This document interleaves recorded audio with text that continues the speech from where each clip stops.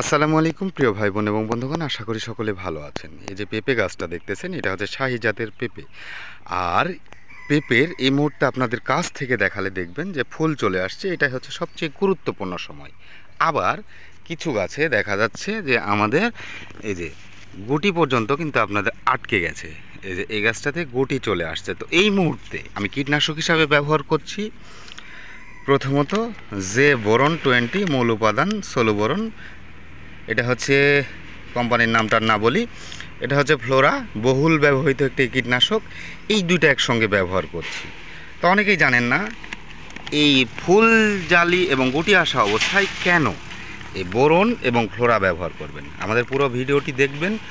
এইটা শুধু কেন ব্যবহার করবেন এটা জানলে হবে না, এর ব্যবহারের পরিমাণটাও জানতে হবে, অন্যথায় আপনি হয়তো ক্ষতির সম্মুখীন হতে পারেন। তাই পুরো ভিডিওটি দেখলে পারে আপনি বিষয়টি পুরোটি ক্লিয়ার হতে পারবেন। আচ্ছা, প্রথমে পেঁপে গাছে ফ্লোরা এবং বোরন একসঙ্গে স্প্রের উপকারিতা একটু বলি। যা দেখা গেছে যে পেঁপে গাছের ফুল জালি আসতে অনেক দেরি হচ্ছে, সেক্ষেত্রে আপনি ফ্লোরা এবং বোরন একসাথে ব্যবহার করতে পারেন। আবার ফুল এসেছে কিন্তু গুটি আটকে গেছে, মানে গুটির বৃদ্ধি নাই, এই ক্ষেত্রেও আপনি ফ্লোরা ব্যবহার করতে পারেন।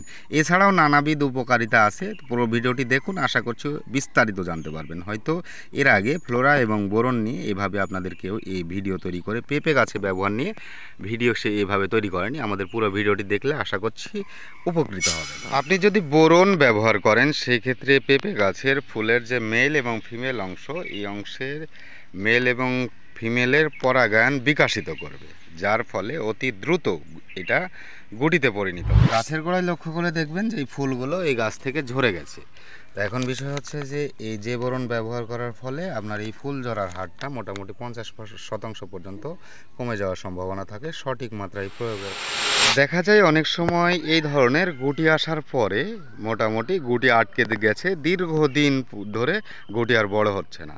এটাকে বলে গুটি আটকে যাওয়ার সমস্যা। এই সমস্যায় যদি বোরন ব্যবহার করেন আশা করা যায় পরিমিত ব্যবহারে এটারও সমাধান হওয়ার সম্ভাবনা থাকে। সর্বশেষ, বোরন নিয়মিত স্প্রে করার ফলে অনেক সময় দেখা যায় ফলের বিকৃতি ভাব, ফল বড় হচ্ছে না। আর সর্বোপরি বোরনে যে শর্করা থাকে, এই শর্করার ফলে আপনার ফলের মিষ্টতা বাড়ায়, ফলের আকারটা আরও সুন্দর করে।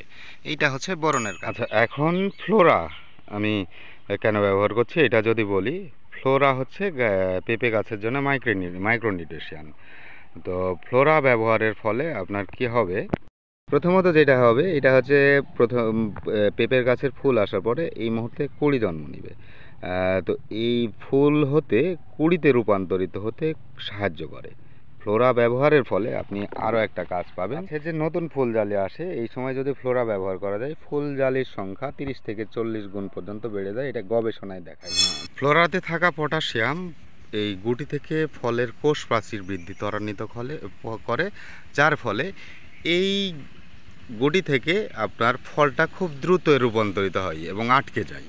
আচ্ছা, ফ্লোরাতে থাকা ম্যাগনেসিয়াম এবং নাইট্রোজেন এই দুইটা পাতা সবুজ করে, ক্লোরোফিল সংগ্রহে সাহায্য করে, গাছ দ্রুত বৃদ্ধি এবং ফল দ্রুত বৃদ্ধি ত্বরান্বিত করে। ফ্লোরা এবং বোরন আপনি কতখানি করে ব্যবহার করবেন এটা দেখেন। এটা হচ্ছে আমি ব্যবহার করছি প্রতি লিটারে ফ্লোরা 2 মিলির মতো ব্যবহার করতে পারবেন, অর্থাৎ 15 লিটারের জারকিনে 25 থেকে 30 মিলি ব্যবহার করতে পারবেন। 20 থেকে 30 মিলি ব্যবহার করলে চলে, আমি মোটামুটি 20 মিলির মতো ব্যবহার করছি 15 লিটার জারকিনে 1 থেকে 2 মিলি। আর এই যে বোরনটা দেখতে পাচ্ছেন, বোরনটা ব্যবহার হচ্ছে পার লিটারে 1 গ্রাম করে, অর্থাৎ এটা আমার 15 লিটারের জারকিন, আমি ব্যবহার করছি টোটাল 15 গ্রাম। এই হচ্ছে হিসাব। বোরনটা খুব সাবধানতার সাথে ব্যবহার করতে হবে। বোরন অতিরিক্ত ব্যবহারের ফলে বিভিন্ন ধরনের সমস্যা হতে পারে। সবশেষ জানার বিষয় হচ্ছে আপনি স্প্রেটা করবেন কিভাবে। এই যে দেখতে পাচ্ছেন পুরো গাছটা এমনভাবে ভিজিয়ে দিবেন যেন 30% পানি আপনার গাছের নিচে এই যে এইভাবে টপ টপ হয়ে পড়ে। এইভাবে যদি স্প্রে করে দেন আশা করা যায় ফ্লোরা এবং আপনার বোরনের সঠিক ব্যবহারের উপকারিতাটা পাবেন। আর আমি যেভাবে ভিডিওটা আপনাদের সামনে উপস্থাপন করলাম, এভাবে ইউটিউবে খুঁজে আমি ফ্লোরা এবং বোরনের স্প্রের ব্যবহারটা জানতে পারিনি, তাই সেই উদ্দেশ্যে আমাদের ভিডিওটি তৈরি করা। আপনারা উপকৃত হয়ে থাকলে আমাদের পরবর্তী ভিডিওর জন্য অবশ্যই অপেক্ষা করবেন।